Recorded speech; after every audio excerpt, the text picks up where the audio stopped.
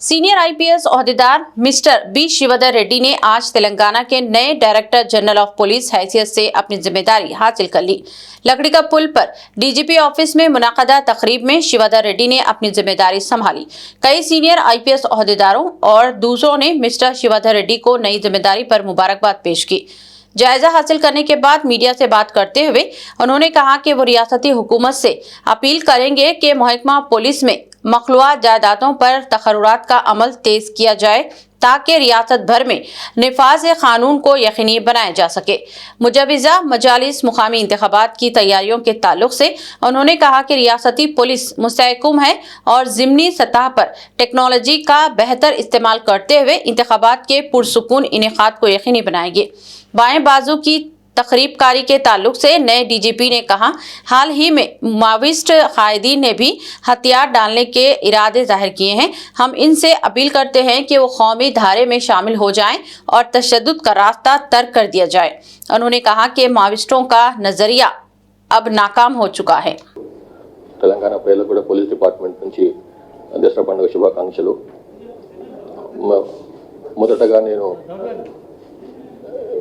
డీజీపీగా నియామకం చేసినటువంటి తెలంగాణ రాష్ట్రానికి డీజీపీగా నియామకం చేసినటువంటి గౌరవ ముఖ్యమంత్రి రేవంత్ రెడ్డి గారికి, గౌరవ ఉప ముఖ్యమంత్రి బట్టి విక్రమార్క గారికి, అట్లానే ఈ డీజీపీగా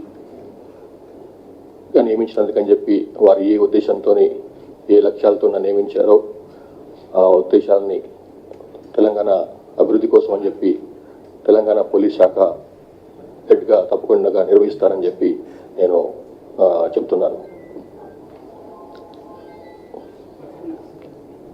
సో టు స్టార్ట్ విత్, ఇప్పుడు ఫస్ట్ ఛాలెంజ్ మనకు తెలంగాణ పోలీస్ డిపార్ట్మెంట్కు గ్రామ పంచాయతీ అంటే లోకల్ బాడీ స్థానిక సంస్థల ఎలక్షన్స్ ఉన్నాయి. ఈ మంత్లోనే దాని కార్యక్రమం మొదలవుతుంది. ఈ నెక్స్ట్ 1.5 to 2 months ఇందులో పూర్తిగా బిజీగా ఉంటాం. ఈ ఎలక్షన్స్ని పూర్తిగా శాంతియుతంగా సక్రమంగా నిర్వర్తించిందని చెప్పి పూర్తిగా మేము సన్నద్ధంగా ఉన్నాం. అధికారులు కూడా ఆల్రెడీ ఇప్పటికే 2-3 సార్లు వాళ్ళ చేయవలసినటువంటి బేసిక్ ఎక్సర్సైజ్ చేసినారు. ఇది నెక్స్ట్ ఫ్యూ డేస్లో కూడా आ एक्सरसाइज नो कल्मिनेशन తీసుకొచ్చి పూర్తి స్థాయిలో దానికి సన్నిధ। तेलंगाना के नए डीजीपी बी शिवधर रेड्डी ने कहा कि रियासत में ना तो पिंक बुक, ना रेड बुक, ना ब्लू बुक की कोई अहमियत है, सिर्फ खाकी बुक यानी फौजदारी ज़ाब्तेकार नाफिजुल अमल है। उन्होंने जोर देकर कहा कि किसी भी फर्द के खिलाफ या खानदान के अफराद को नुकसान पहुंचाने वाली सोशल मीडिया पोस्ट्स करने वालों के खिलाफ सख्त कार्रवाई यकीनी होगी। डीजीपी ने वाज़ेह किया कि सिर्फ कानूनी दायरेकार में किए गए पोस्ट्स काबिल कबूल हैं और जो लोग लोगों को टारगेट करके या तज़हीक करने के लिए पोस्ट करेंगे इनके खिलाफ सख्त इक़दाम उठाया जाएगा। तेलंगाना में सिर्फ खाकी बुक की हुक्मरानी है और सोशल मीडिया पर किसी की किरदार कशी बर्दाश्त नहीं की जाएगी। సార్, ప్రధాన ప్రతిపక్షంగా ఉన్నటువంటి కొంతమంది నాయకులు ప్రతి అధికారులు, పోలీస్ అధికారులందరూ కూడా పింక్ బుక్ లో ఎక్కిస్తామని కూడా ఛాలెంజ్ చేస్తున్నారు. దీనిపై ఏం చెప్తారు? నేను ఆల్రెడీ ఒక టీవీ ఛానల్ చెప్పినానండి, మాకు pink book, blue, red, white అట్లా ఏమి ఉండదు. మాదంతా ఓన్లీ ఖాకీ బుక్. ఖాకీ బుక్ అంటే సిఆర్పిసి, ఐపీసీ చట్టాలతో ప్రకారం పోతాము. ఆ ఖాకీ బుక్ అంటే అన్ని కలిస్తే ఖాకీ బుక్ అవుతుంది. ఇదే మాకు తెలిసిన కలర్ కానీ మిగతా కలర్ సంబంధం లేదు. So thank you very much.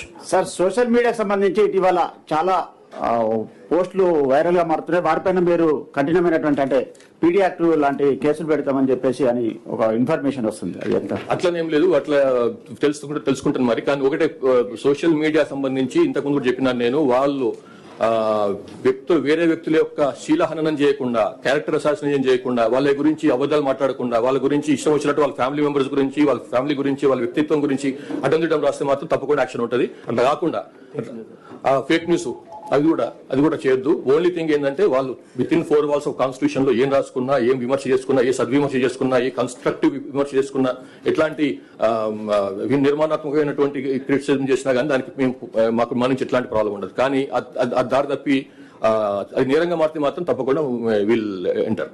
Thank you very much.